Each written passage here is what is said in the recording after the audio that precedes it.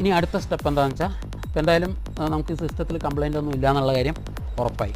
അപ്പോൾ ഇനി നമുക്ക് ധൈര്യത്തിൽ ഒരു 12 വോൾട്ടിൻ്റെ അഡാപ്റ്റർ, ഞാൻ മുമ്പേ പറഞ്ഞു, ഒരു എക്സ്ട്രാ പവർ സപ്ലൈ ഒരെണ്ണം എടുക്കുക. അതെ, ഇതുപോലത്തെ മിനി പവർ സപ്ലൈകൾ കിട്ടും. ഞാൻ തൽക്കാലം ടെസ്റ്റ് ചെയ്യാൻ വേണ്ടി, ഇതിന് ഡെമോ കാണിക്കാൻ വേണ്ടി ഞാൻ അതേപോലെ അതിൻ്റെ കണക്ഷൻ വ്യക്തമാകുന്ന രൂപത്തിൽ കൊടുത്തിട്ടുണ്ട്.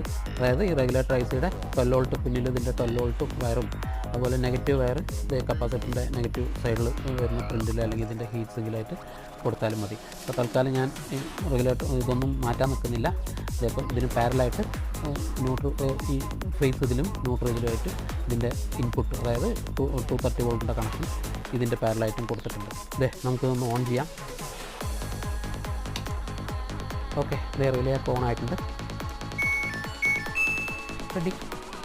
ഇതേ എല്ലാ ഫംഗ്ഷനും വളരെ കൃത്യമായിട്ട് വർക്ക് ചെയ്യുന്നു.